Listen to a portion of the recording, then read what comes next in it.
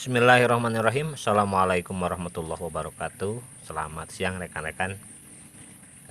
Saat ini saya akan memberikan penjelasan tentang maggot.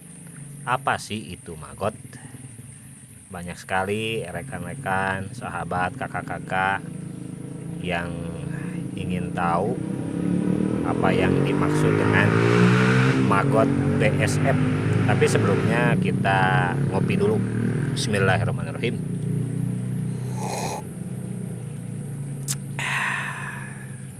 Nah, setelah ngopi, insya Allah saya akan menjelaskan apa yang disebut maggot.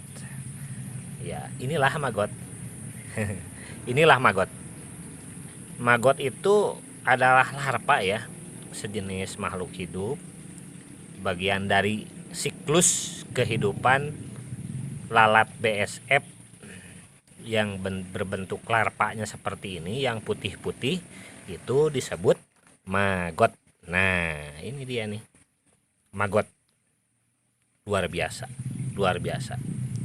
Maggot ini seperti apa ya, kasih sayang Allah Subhanahu wa Ta'ala untuk kita semua, menciptakan makhluk ini sebagai mesin penghancur terbaik di dunia, mesin penghancur sampah organik terbaik di dunia kalau menurut saya.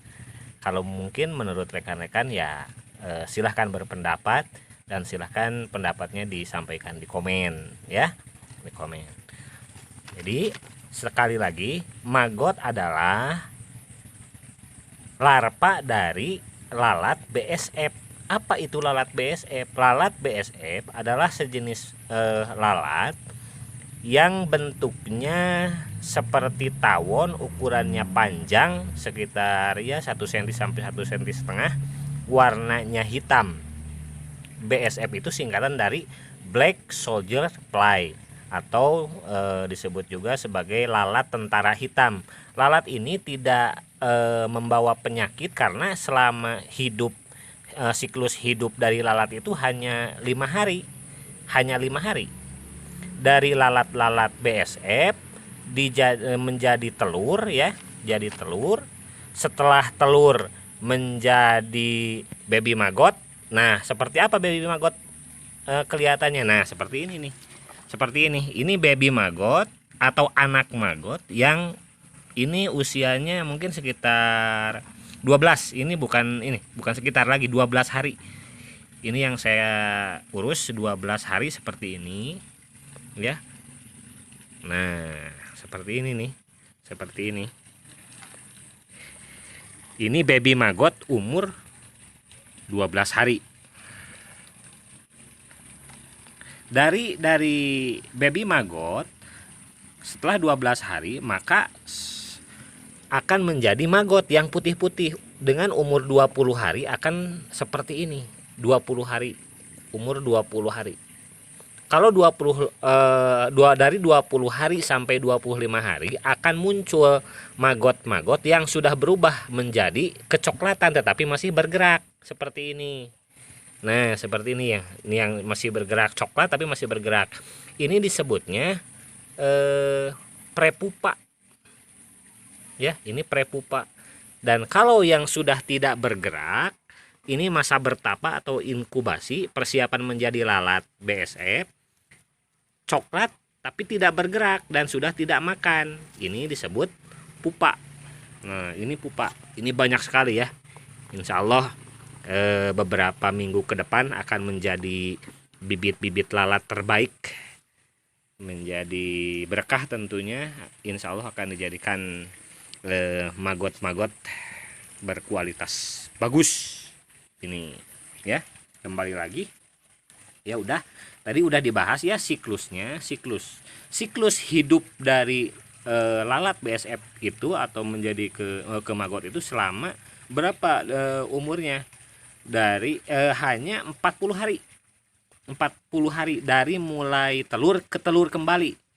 Dari mulai telur terus menjadi baby maggot ya, menjadi baby maggot, lalu menjadi maggot, umur 20 hari atau 15 hari dipanen untuk apa? Untuk pakan. Lalu 25 sampai 30 menjadi prepupa, setelah prepupa menjadi pupa, setelah pupa menjadi lalat. Nah, nanti di sana lalatnya akan dikurung di sana. Nah, itu umurnya sampai 35 hari atau 40 hari. Nah, dari lalat menjadi telur kembali. Nah, itulah siklus dari lalat BSF. Nah, ini maggot itu yang usia sekitar ya 20-25 hari karena sudah muncul prepupa, banyak prepupa di sana. Terus pakan apa saja yang bisa diberikan kepada maggot ini? Seluruh sampah organik bisa dimakan, bisa diberikan kepada maggot BSF. Sisa-sisa makanan seperti sangu ya, seperti sayuran, buah-buahan. Nih banyak, kemarin saya dikasih nih dari pasar. Kebetulan pas saya lewat di tukang buah, ternyata alhamdulillah banyak sisa ini buah-buahan yang sudah busuk, buah jeruk dan lain sebagainya. Bisa juga diberikan ampas tahu yang terbaik ya, yang baik itu ampas tahu cepat ke pertumbuhan maggotnya ya. Tapi karena mungkin kalau ampas tahu syukur-syukur kalau ada yang ngasih, tapi kalau harus belikan lumayan juga bisa menambah HPP ya, biaya produksi. Nah, jadi maggot itu bisa diberikan sampah organik apa saja, semuanya. Sampah pasar, sampah rumahan, sampah masyarakat, bisa enggak ya? Bisa juga ya kali ya. Ya kalau sudah meninggal pasti dimakan seperti ini kalau sampah masyarakat. Oke, itu untuk pakan, jadi sangat mudah, bahkan menjadi solusi terbaik ya untuk masalah lingkungan, karena yang menjadi masalah dari sampah itu adalah sering bau. Nah, yang menimbulkan bau itu sampah organik. Maka sampah organik itu akan dimakan oleh maggot sehingga tidak akan menimbulkan bau yang berkepanjangan. Manfaat maggot ini bisa dimanfaatkan untuk pakan tambahan, untuk unggas, untuk ikan, untuk lele, untuk sejuta hewan yang memerlukan gizi terbaik, protein hewani terbaik, maka bisa diberikan maggot. Bisa diberikan fresh maggot, bisa maggot kering ataupun tepung maggot. Karena maggot juga dijadikan sebagai pengganti tepung ikan karena kualitas proteinnya sangat tinggi. Sekitar dari 40 sampai 80% protein hewani yang terkandung dalam BSF ini bisa menambah atau mempercepat pertumbuhan hewan peliharaan kita. Itu manfaat maggot. Ini manfaat maggot. Kasgotnya ini bekas maggotnya. Kalau saya kebetulan karena dikasih pakannya sama dedak, bekatul ditambah sama ampas tahu dan dipilih ya dengan racikan dengan fermentasi M4 perikanan, maka bisa kasgotnya bisa langsung diberikan ke ikan. Ke sana diberikan ke ikan saya, dikasih pakan, alhamdulillah terlihat pertumbuhannya sangat bagus. Jadi kasgotnya bisa bermanfaat. Jadi tidak ada bagian yang tidak bermanfaat. Nanti dari pupa ini akan menyisakan kulit, dan kulitnya itu kandungan proteinnya sangat tinggi, sekitar 35 sampai 45% protein. Nah, termasuk lalatnya juga. Nanti lalat BSF yang sudah mati itu bisa dijadikan pakan ke unggas kita juga. Proteinnya sangat bagus juga. Nah, si lalat itu hidupnya hanya 5 hari. Nah, si jantan ketika ini menjadi lalat jantan, maka setelah dia kawin dengan betina akan langsung meninggal dunia. Bukan karena corona ya, meninggalnya si lalat BSF yang cowoknya. Nah, kalau yang betina Setelah bertelur, dia kawin dulu sama jantan. Setelah kawin dia bertelur. Setelah bertelur baru dia meninggal, ya, wafat si BSF, lalat BSF yang betina.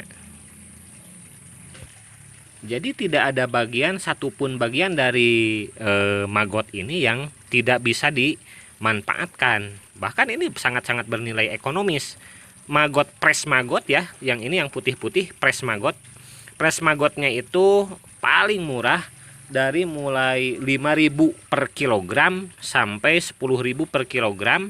Bahkan ada yang lebih. Kalau untuk pakan ikan koi itu bisa lebih mahal lagi ya, tergantung perawatan dan protein yang diinginkan. Tergantung juga kepada jenis pakan yang diberikan kepada maggot ini, maka akan mempengaruhi tingkat gizi dan juga tingkat protein yang terkandung dalam maggot. Nah, kalau prepupa itu yang warna coklat seperti ini, tapi masih gerak ya, masih gerak-gerak. Ini harganya dari 45.000 sampai 60.000 sebagai calon indukan per kilo ya, per kilo. Kalau pupa ya sekitar 50, 70, ada yang 80 juga yang menjual pupa sebagai bibit lalat BSF. Telurnya itu harganya dari 7.000, ada juga yang 10.000 per gram ya. Kalau telur BSF itu harganya dari 7.000 sampai 10.000 tergantung kualitas telur yang ada yang disediakan. Tetapi untuk maggot kecil atau baby maggot yang masih usia 10 sampai 15 hari ya, yang ukurannya seperti ini sangat-sangat tinggi kandungan proteinnya, bagus untuk pakan burung ya. Pakan burung ini sangat bagus. Harganya dari 15.000 sampai 30.000 tergantung ukuran maggot yang diinginkan. Banyak sekali saat ini ada beberapa pesanan, dari yang mulai pesan sekitar 20 kilo per hari, 40 kilo, bahkan kemarin dari Bekasi ada yang pesan 1 kintal ya permintaannya. Bayangkan saja kalau kita memang bisa membudidayakan maggot ini, selain dari manfaatnya yang begitu besar, lingkungan masalah sampah bisa terselesaikan dengan budidaya maggot. Otomatis sampah organik akan kita dijadikan pakan untuk maggot. Masalah lingkungan selesai, ekonomi kita juga ya ada tambahan. Jelas semua bagian dari maggot ini sangat bermanfaat ya.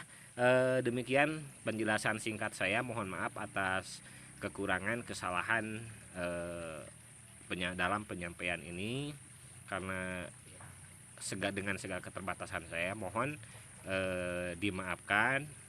Silahkan kalau ada yang punya pendapat, pengalaman dan juga saran-saran, saya sangat terbuka, silahkan disampaikan di kolom komentar. Atau misalkan rekan-rekan butuh informasi atau yang sesuai dengan pengalaman saya dalam budidaya maggot ini, silahkan di kolom komentar diberikan komentarnya. Oke, jangan lupa subscribe. Terima kasih. Assalamualaikum warahmatullahi wabarakatuh.